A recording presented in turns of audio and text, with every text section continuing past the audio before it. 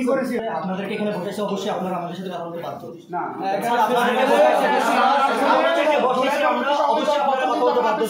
আমাদের কার্যক্রম দেখো আগে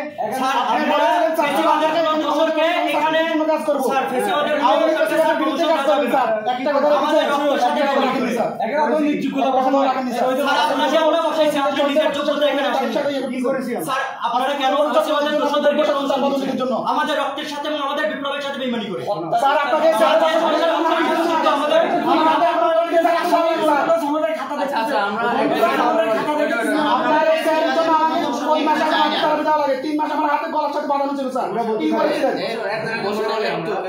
যারা আহত করছে আমাদেরকে তাদের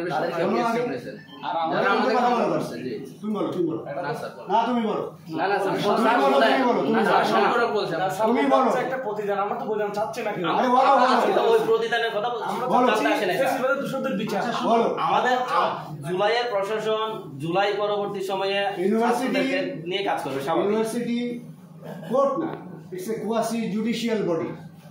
ইউনিভার্সিটি হাইকোর্ট সুপ্রিম কোর্ট না, আমরা কোয়াসি জুডিশিয়াল বডি। আমরা জেল জরিমানা দিতে পারি না, আমরা শাস্তি দিতে পারি।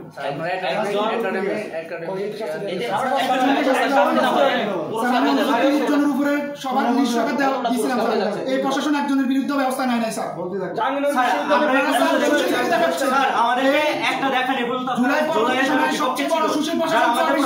আমাদের ভাইদেরকে হত্যা করছে, তাদের কতজনকে আপনারা শাস্তি দিচ্ছেন আমাদেরকে বলেন।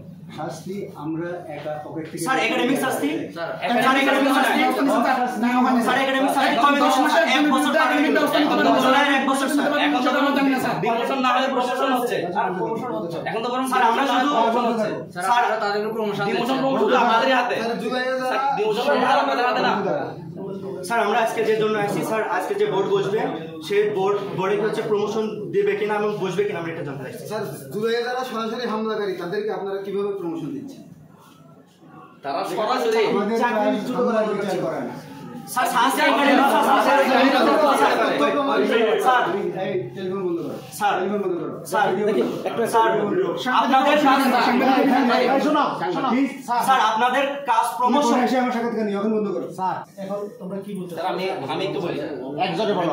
আমি একটু বলি স্যার, আজকে যার বিরুদ্ধে মানে যাকে নিয়ে প্রমোশন বোর্ড বসতেছে তার ব্যাপারে অভিযোগ দেওয়া হয়েছে এবং সে একজন হত্যা চেষ্টা মামলার আসামি, যার নাম হচ্ছে 20 নম্বরে কি চার্জশিট বুক।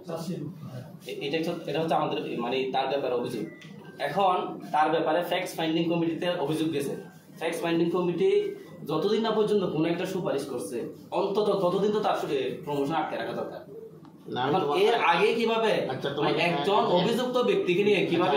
আমি তোমাকে বিশ্ববিদ্যালয়ের প্রসিডিউরটা হচ্ছে ওর জন্য বোর্ড বসতেছে একটা ডিপার্টমেন্টের কি বলে আমাদের বিশ্ববিদ্যালয়ে আমরা দায়িত্ব নেওয়ার আরও অন্তত 1 বছর আগ থেকে হায়ার বোর্ডগুলো বন্ধ ছিল। এখানে বিশেষ করে তাহিরের সময় সবাই ইয়া করতে পারে না, সেই ডাক্তারের সময় একটু ঝামেলা হচ্ছে।